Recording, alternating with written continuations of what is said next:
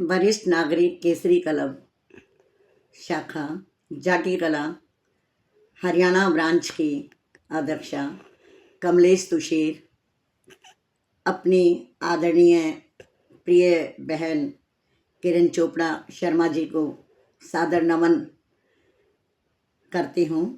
साथ में मेरे सभी सीनियर सिटीजन हेड को हेड भाई बहनों को भी प्यार भरा नमस्कार करती हूँ। समय समय पर समर वैकेशन में हमारी किरण बहन जी हमें होम टास्क देती है। अब की बार जो होम टास्क दिया वो बड़ा ही अनोखा और विचित्र है। हमें होम टास्क करने में बड़ा आनंद आता है।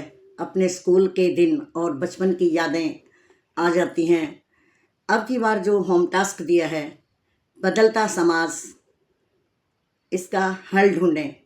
आज इस समाज में दो कुरीतियाँ बड़ी तीव्रता से बढ़ती जा रही हैं। रेप केस और दहेज की बलि चढ़ती बेटियाँ।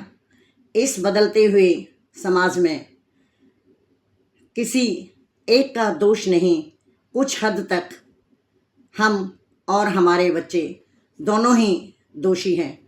आधुनिकता को देखते हुए पश्चिमी सभ्यता को अपनाना, मोबाइल का गलत इस्तेमाल करना, नैतिकता और संस्कारों की कमी, माता पिता बच्चों पर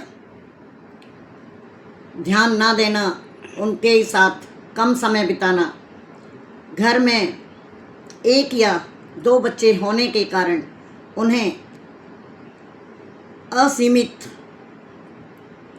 अनेक प्रकार की सुविधाएं उपलब्ध कराना, जो कि ये सब चीज़ें बच्चों को बिगाड़ने और समाज को, बच्चे बिगड़ेंगे तो समाज भी गलत नज़रिए से ही देखेगा। तो ये हमारे लक्षण हैं। लेकिन हर दिन बलात्कार और दहेज उत्पीड़न की घटनाएं सामने आती हैं। यह समाज या देश में किसी एक का परिणाम नहीं है। इसमें हम सब दोषी हैं। अपने संस्कारों को भूलना, असभ्य वेशभूषा पहनना, अधिक शौक पालना, और आज परिवार बहुत छोटे हैं, एक या दो बच्चे पैदा होते हैं। कईयों की तो इकलौती संतान बेटी ही होती है।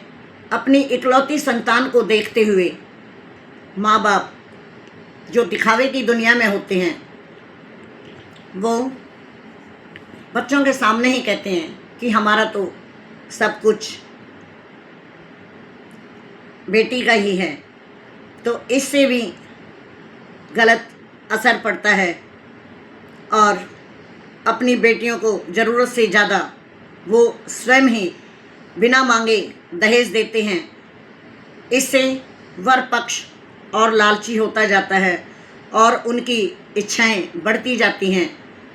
वो इच्छाएं धन का आदर करती है, बेटी या बहू का आदर नहीं करती।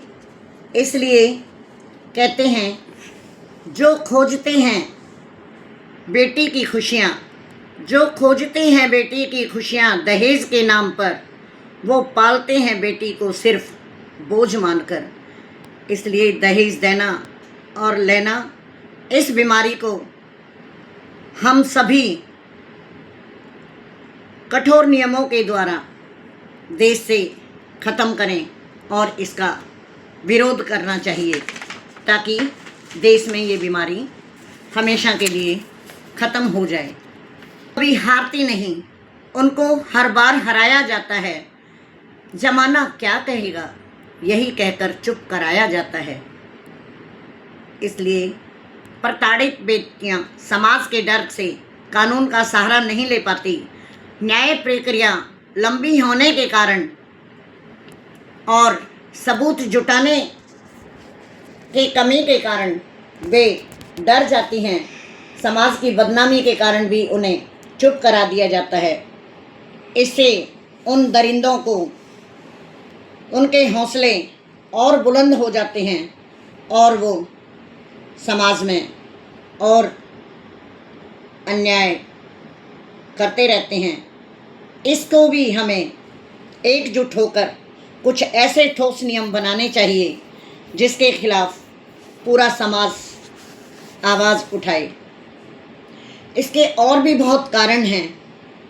पितृसत्ता और पुरुष प्रधान, हमारा देश पुरुष प्रधान देश है और आज की बेटियां या कभी से ही बेटियां अपने पिता के हर बात का पालन करती हैं, उनकी आज्ञा का पालन करती हैं और लड़कियां मातृशक्ति हमेशा पुरुषों के नियंत्रण में ही रहती हैं, वो स्वतंत्र नहीं हैं।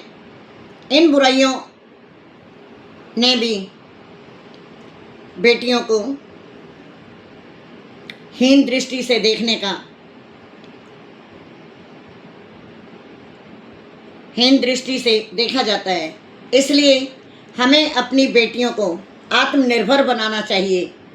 बेटी आत्मनिर्भर है तो वो वर पक्ष के लिए एक चुनौती बन सकती है और उनके अत्याचार के खिलाफ आवाज़ उठा सकती है।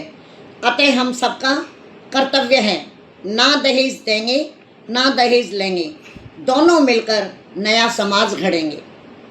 बेटियों को आत्मरक्षा के लिए हमें जूडो, कराटे, सेल्फ डिफेंस, संस्कार, अपनी संस्कृति, नैतिकता आदि शिक्षाएं दिलवानी चाहिए, क्योंकि लड़कियां कमज़ोर नहीं, कोमल है कमज़ोर नहीं तू, शक्ति का नाम ही नारी है, जग को जीवन देने वाली मौत भी तुमसे हारी है। नारी का सम्मान करें हम, यही हमारा हो संस्कार। जिस घर में नारी मुस्काए वही बसता है खुश अपार, वहीं बसता है सुख अपार। जय भारत, जय हिंद।